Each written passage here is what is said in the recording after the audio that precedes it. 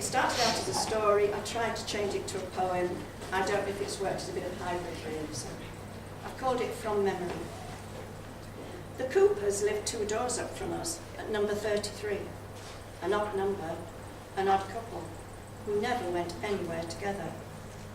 She was the no-nonsense type, according to Mother. Didn't make small talk, kept to a strict routine of cleaning and more cleaning.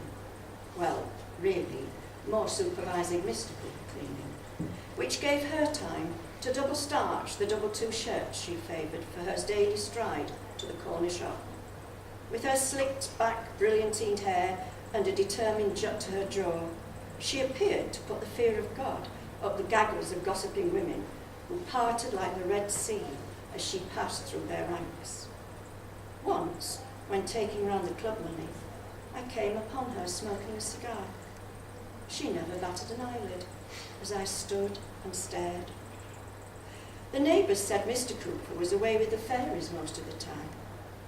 He was the wispy type, according to Mother, friendlier and much shorter than Mrs. Cooper. Mumbled to himself a lot. With his pudgy face and faded hair, the only thing that got him noticed was his collection of gaudy satin waistcoats. Rumour had it that he even wore them in bed. He also wore suspenders. I knew, because I once came upon him, sickly white leg plonked on the kitchen chair as he clipped them to his socks.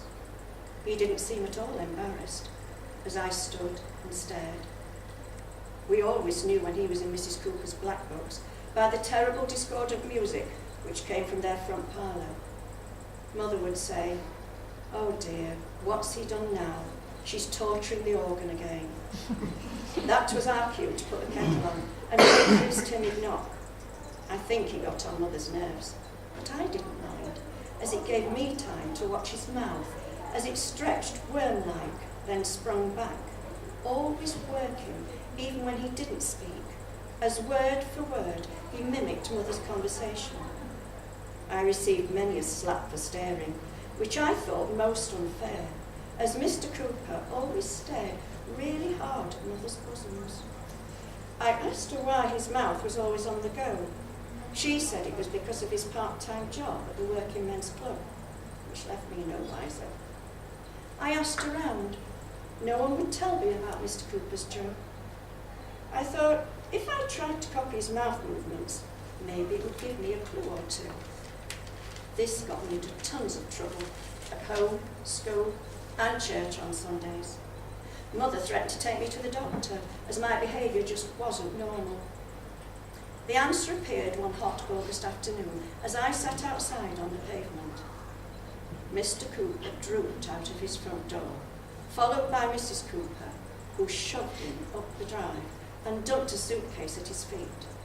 He'd just settled himself on the wall when she threw an odd-shaped box at him and hissed, "You can take that thing with you too." I sidled closer to see Mr. Cooper open the box and take out a small male doll. "Hey up, pal, what's the crack then?" I heard it say. "She's thrown me out." "Well, she allus wear her ain't mardy arse. I never knew what tha saw in her. So it's just me and thee now then, eh? No use bawling. We've got a concert tonight, remember. Pull this end together. Let's have a run through." And I stared and stared as the doll sang 10 Green Brockles, and Mr. Cooper's mouth was on the go all the time.